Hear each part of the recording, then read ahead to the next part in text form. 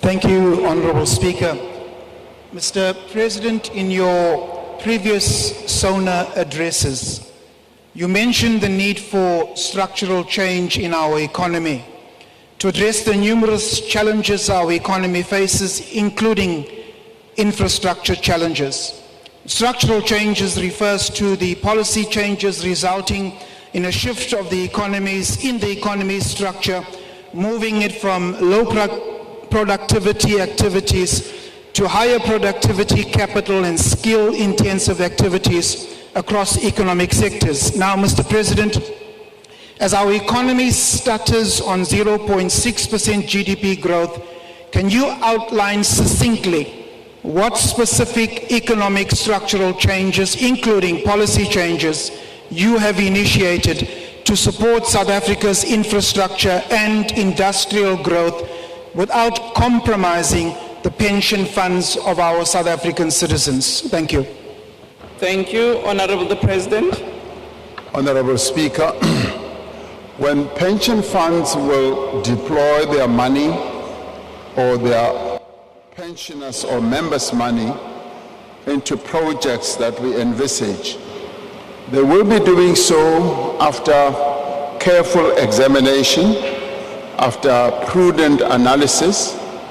So I'm confident that through their investment committees, they will be able to invest in our infrastructure, knowing that their members' monies will not be lost as they invest in our build-up for infrastructure. Now, what we have been saying is our economy does need restructuring. And one of the ways in which we've been pursuing is to introduce structural reforms. We did say that in phase one, we're going to focus on our network industries. Our network industries are now being repositioned, but as we do that, we're also seeking to focus on transformation, the transformation that will make the economy grow on an inclusive basis, leaving no other people behind.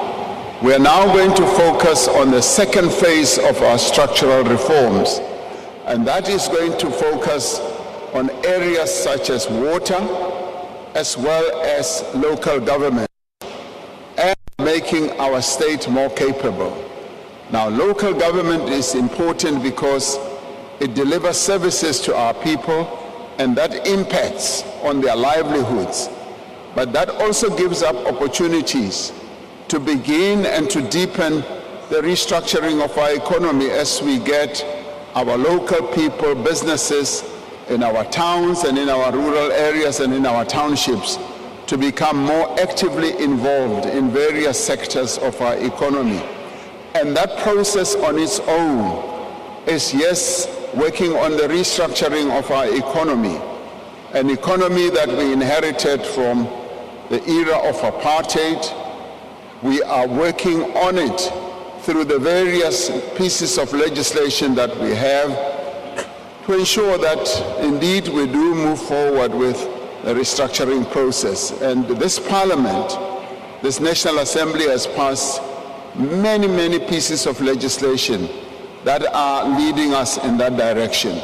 So indeed, the restructuring, which is not a one-day event, will continue to take place as we move forward and we also accede to higher levels of economic growth. Thank you, Honourable Speaker.